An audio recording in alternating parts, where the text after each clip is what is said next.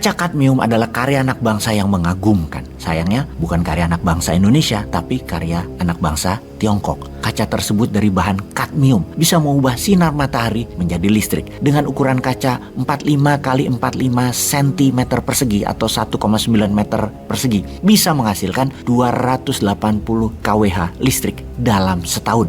Kaca ini cukup tipis dan transparan sehingga bisa dipasang sebagai kaca jendela. Walaupun cahaya matahari redup, tetap bisa menghasilkan listrik. Kalau setiap rumah dipasang 10 lembar saja kaca tersebut, maka rakyat Tiongkok tidak perlu bayar listrik rumah lagi. High-tech ini untuk pertama kali ditemukan oleh ahli Tiongkok di tahun 2021 kemarin. Sangar ya teknologi kadmium di kaca rumah tadi. Sama halnya dengan apa yang dilakukan oleh tim di Solonya Mitra Bosman yang saat ini sedang melakukan apa yang ditargetkan untuk memproduksi low cost energy. Mengapa low cost energy ini menjadi penting? Karena kalau tidak digantikan sumber energi dunia seperti apa yang dilakukan saat ini, dunia akan cepat menuju kehancuran. Buktinya, rata-rata ada 500 bencana alam dalam setahunnya di dunia sekarang ini, mulai dari angin tornado, hujan berlebihan, banjir, tanah longsor, hingga gempa bumi, tsunami, termasuk virus mematikan. Secara statistik, 500 bencana alam tersebut dalam setahun di seluruh dunia trennya naik setiap tahunnya. Bahkan dalam 30 tahun terakhir, tertinggi dibandingkan 300 tahun sebelum ini yang tercatat dalam sejarah dunia. Penyebab masalah dunia adalah masalah penghasil karbon atau pembakar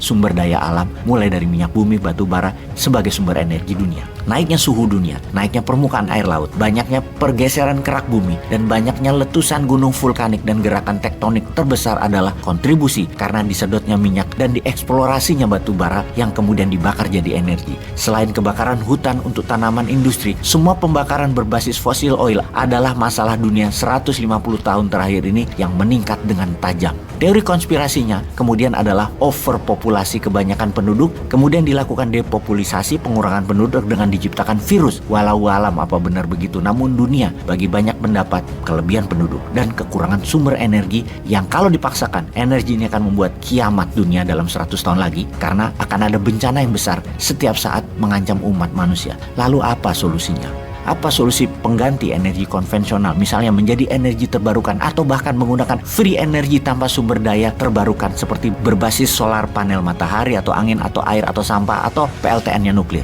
Bagaimana Indonesia harus bersikap? Kita tahu pengusaha papan atas batubara adalah bohir pejabat yang berkuasa setiap 5 tahunan dalam pilpres juga pilkada. Kepentingan mereka cuma satu, usaha mereka harus selalu dipakai. Walau ngerusak lingkungan, kan bisa ditutup pakai media bayaran dan bahasa rupiah. Di mana hasil dari dukungan bohir tadi adalah PLN harus tetap pakai batubara selamanya sampai 20 tahun ke depan ketika batubara mereka habis. Efeknya alam mau rusak kayak mau gempa kayak di dunia, gak urusan. Kan banyak relawan. Itu sadis sekali isi otak mereka tersebut. Seharusnya pemerintah mulai berpikir global. Jadilah pemimpin dunia untuk menyetop produksi karbon penyebab kehancuran lingkungan ini. Namun kita semua tahu masalah lingkungan adalah rapot merah pejabat saat ini. Selain rapot merah lainnya adalah masalah korupsi. Kita tahu pejabat tertinggi mungkin tidak korupsi, namun belum pernah korupsi memanfaatkan jabatan bisa dilakukan semudah seperti periode ini. Yang menjadikan penanggulangan korupsi adalah rapot merah pejabat saat ini. Bahkan bisa sampai 100 triliun ada di satu orang dan tetap sepi-sepi aja. Hebat ya. Kembali ke rapot merah pengurusan lingkungan oleh batubara yang dipakai untuk energi listrik 60% daya listrik Indonesia. Seharusnya tahun 2030 nol, tidak pakai batubara sama sekali.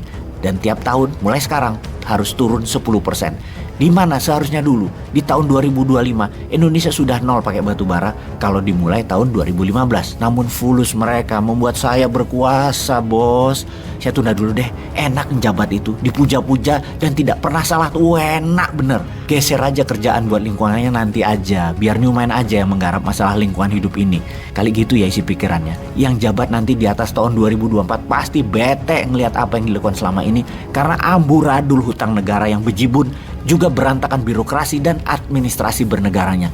Belum lagi mental pejabat yang menulari orang yang di sekitarnya, yang KPI performan indikatornya tidak membuat Indonesia menjadi global player, bahkan menjadikan pejabatnya bukan pelayan masyarakat, malah pejabatnya minta dilayani masyarakat. Contoh kecil, jalan aja pakai forrider, nguing, so penting banget.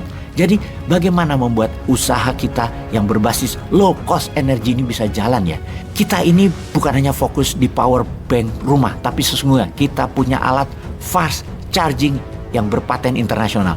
Kunci fast charging yang berbasis putaran magnet neodymium murni dicampur dengan kumparan koper super alloy plus emas menghasilkan lompatan listrik tinggi, menjadikan satu-satunya charger baterai tercepat yang kalau mobil Tesla perlu 3 jam ngecharge, pakai fast charging kita hanya 7 menit. Ini game changing. Pertanyaannya, maukah pemerintah membantu kami?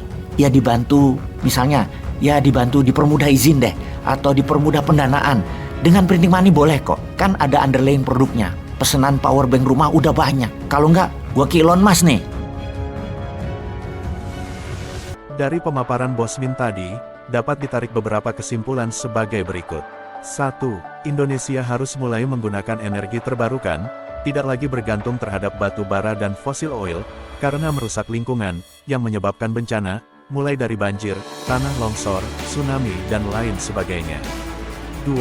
Masalah lingkungan menjadi rapot merah untuk pejabat pemerintah saat ini. 3. Kekuasaan dijadikan sebagai tameng untuk korupsi yang sudah merajalela saat ini. 4. Birokrasi dan administrasi negara sudah amburadul. 5. Pejabat saat ini bukan lagi sebagai pelayan masyarakat, akan tetapi minta dilayani kepada masyarakat. 6. Apabila ada sekelompok masyarakat yang berhasil menemukan energi terbarukan, setidaknya izin untuk pengembangannya dipermudah. Demikianlah kesimpulan yang bisa saya sampaikan dalam narasi Bosman kali ini. Apabila ada ketidaksesuaian penjelasan, mohon sarannya untuk ditulis di kolom komentar. Terima kasih sudah menonton video ini sampai selesai.